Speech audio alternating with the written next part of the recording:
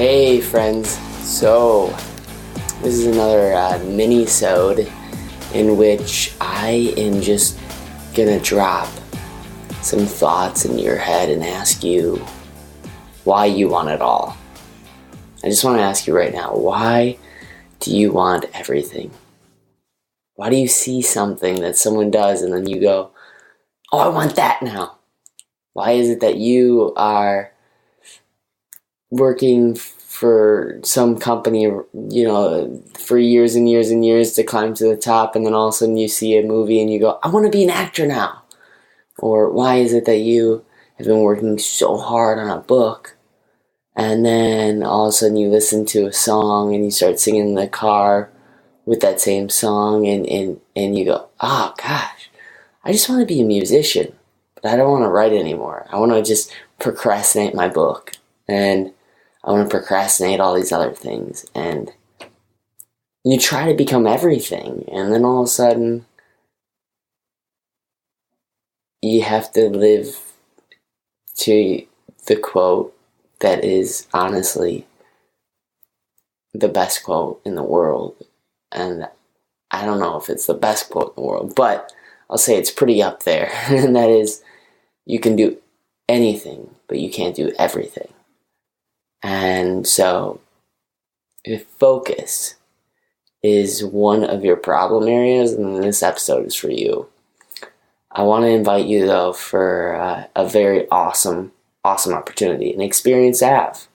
If you have certain questions that you're trying to formulate yourself to start living the quality life that you feel like you deserve, I have a free PDF that I'm emailing to people just as a way to get inside the community, because I believe it's community that will create more opportunities and experiences that you want to start having, and start staying focused on those. So just email me, Logan at logantylernelson.com. I also want to do a shout out to my new friend that I met at Complete Nutrition. His name is Aiden over at Complete Nutrition. It's in Springfield, Illinois. He has an awesome supplement store at 2833 South Veterans Parkway.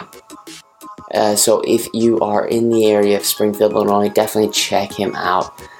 He's got some really great stuff. But I talk about him just because I went into their store and they just gave me free supplements to try out. And then he talked about more free stuff and free values that he was giving away. And he's like, hey, you ever need a pre-workout, man? Just hop in here. We'll get you some pre-workout, and then you can go do your workout, no charge. And that's what I just want to talk about a little bit, is that business and how do you do business is you just got to make friends first. So anyways, that's a little bit of a little shout out that I wanted to do to Aiden just because he took care of me that day. Also, another thing is, back onto what I was talking about, is the main topic of this episode is why you feel like you need to do everything. But the truth is, like John Lee Dumas would say, follow one course until success. I love that acronym because it's true. You got to follow one course until you succeed. And you can do multiple different things during the day, but I really think it'll help you if you just start thinking about this, why having it all might not be all that it's cracked up to be. So, thing is, when I was 2 years old, I learned how to ice skate. When I was 4 years old, I learned how to ride a bike. And then I was 15 and I was nationally ranked as a snowboarder. And then I was in motocross, and then I was an actor. I was also, at one point, a voice impressionist. So much to the point where I would just hang out by myself and do impressions. So, if you don't believe me at all, honestly, I'll ask Morgan Freeman to come on one of these days and, well, my name's Morgan Freeman, and I do appreciate Logan Tyler Nelson should try to do an impression of me, and I approve this message. That's terrible, Morgan Freeman, right? Anyways, the point is I keep trying and I keep zigging and zagging and going from place to place. And finally, I just had to ask myself, can I do everything? And it's hard to accept that the answer is sometimes no. So you got to get down to business.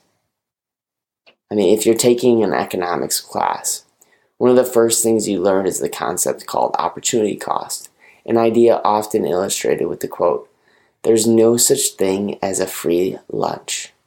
Opportunity cost means that essentially everything you do, no matter what it is, costs something, even if it's indirectly. The classic example is when someone takes you out to lunch for free. Despite gaining the value of the lunch during that hour, you are giving up all the other productive activities you could have potentially been doing. So you give up doing an extra hour of work, an extra hour of sleep, an extra hour of sales calls. That could score you a new client, an extra hour of working, an extra hour of practicing your poetry writing, or an extra hour writing to hone your writing skills, or an extra hour of playing with your Rubik's Cube to actually solve the damn thing.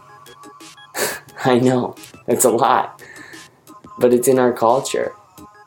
We regularly celebrate people who become rich by doing exceptional things. But the nature of those exceptional things often requires extremely high opportunity costs.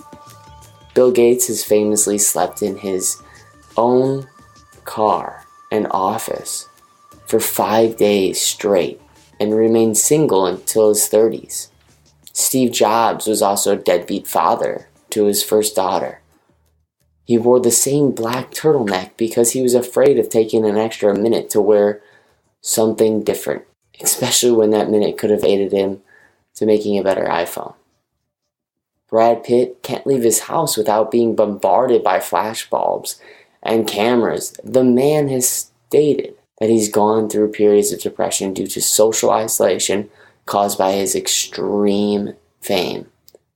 The point is that doing anything truly great requires some sort of sacrifice or trade-off that may or may not be immediately obvious. Not living a normal life because you have constant anxiety about moving the needle forward in your company is a trade-off that you might have to take. But here's the main problem. Modern society multiplies our opportunities by giving out more information and trying to inspire and get your attention. Therefore, modern society also costs you a lot of time and energy instead of actually putting down what you don't need to do anymore, which you really need to start doing. As much as I hate it, I'm going to say that you might have to realize that FOMO is just part of it all. The fear of missing out. We live a life that is constantly pelted with reminders of everything we are unable to become. And that is why a lot of us become super down and sad, and even some of us think we're just nothing. And those few thoughts can lead to depression. About 250 years ago, though, way before you were around, way before I was around, if you were born a blacksmith, you likely didn't have many opportunities beyond forging and morphing some sort of metal and making it awesome. Therefore, devoting everything in your life to becoming the best blacksmith you can become. Just you, not any better than anybody else, but just the best blacksmith you personally could become. Well, you didn't have FOMO. You didn't have this fear of missing out on something. After all, there was nothing else to miss out on. In a really particular and peculiar way, people back in the day could have it all. They had it all for the fact that there was nothing else for them to really miss out on. They just had limiting beliefs, but in a good way. They didn't believe that they could be a million things because they weren't being exposed to those millions of ideas until about a decade ago. This whole life purpose thing came up. And so your so-called life purpose crisis is a luxury, something you've allowed yourself to feel like now you're free and you have all these opportunities. But the modern world has presented you with this, if you're not this, then you're a failure idea. There's a ton of articles all over the mainstream media debating whether it's possible to have it all. Is it possible to be an all-star in your career, have a healthy family life, and have cool and fun hobbies, and be financially stable, and have that sexy bikini body, cook organic stir-fry in your underwear while buying Aldi packages, and also, being in the front of, your favorite magazine? So all these things are just bombarding you all the time. So what the heck has to change? What's really going to change us? What's changed is our ability to manage our time and balance our lives between work and play. What's changed is that we have opportunities for work and play more than ever before. More interest, more awareness of every potential experience we're passing up. In short, we have more opportunity costs. Like I was saying with the very beginning, that's what economics teaches you. Well, it applies to life too. And because we're made aware of this, we don't often connect in the things that really are meaningful to us. Every person who has decided to sacrifice their dating life to advance their career is now bombarded constantly by the rambunctious, I'm just going to say it, sex lives of someone on an Instagram, or the rambunctious high school sweethearts that just got married on Instagram. And you're like, okay, now I suck because I'm working really hard in my career, but I've never fallen in love. So now you feel terrible about yourself. And it's not easy, and it's making you more depressed, and it's making everyone around you more depressed, even if they're not coming out and saying it. So, what the hell do you do? How do you respond to this overly connected culture? How do we manage our FOMO? I'm going to say take naps. Just take more naps. No, but seriously, the answer is, I think, getting yourself around people that are doing things that are similar to you. To actually restrict yourself from certain social medias, just because you know if you go on there, you'll be brought to tears. To actually restrict yourself from trying to be someone that you're just not. To actually listen to your gut and go, this is the thing that I need to be doing right now because, well, I've committed to it. What if the solution is simply accepting our bounded possibilities, our uncomfortable situation that we're in, and adopting habits that, even though they might be very, very, very boring, they ultimately make you you. When we try to do everything and try to fill up that checklist of having it all, we're attempting to live a valueless life. A life where everything is equally gained and nothing is lost. When everything is necessary and desired equally, then nothing is necessarily or desired at all. We're spinning our wheels without going anywhere. And I may be wrong, but I truly know I'm not. I know I'm not the person who can have it all. Because honestly, no one can have it all. But I will say that you can do anything you set your mind to. Take a made-up guy, like, I don't know, Tyler, for example. Tyler has a job he hates and has become disconnected from the friends and activities he once cared about. He says he's depressed. He says he feels like he's lost himself. He says that he doesn't know how to impact the world anymore, and he thought he wanted to. I want you to think about Tyler. And he works at a neurological advancement place. He and his team are working on helping people quit their addiction to cigarettes via brain hacking while they sleep. Quitting his job out of the question, he then questioned himself, what should I do? What do you think he should do? Should he quit his job and be with his friends more and stay on track? Or maybe grind and stay on track? And even though I may sound like God when I talk like Morgan Freeman, yes, Morgan. I'll stop that now. But I bet you believe the answer lies somewhere wherein maybe doing less is where you can find the truth. Doing less, not trying to be everything. Steve Jobs chose a different path.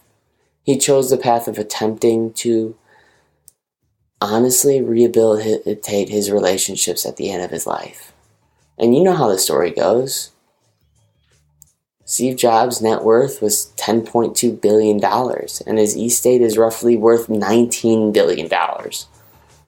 That's a shit ton of zeros. But apparently Steve Jobs made a decision that went beyond wearing a black turtleneck at the end of his life. About 12 months before he died, Jobs admitted to his biographer that he hadn't spoke to Lisa, his daughter, for about a year after an argument they had. The falling out included him yelling at her, and she just didn't want to listen to him. She said that, "You're not my father." And the thing is, he had to take that sacrifice. He had to take that pain that he received from his own daughter.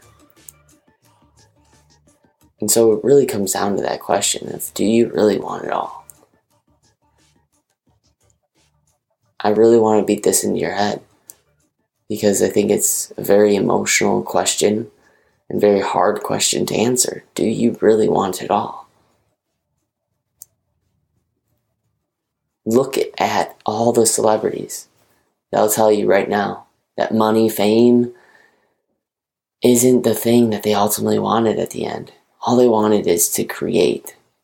They wanted to sometimes have to sacrifice certain things for that.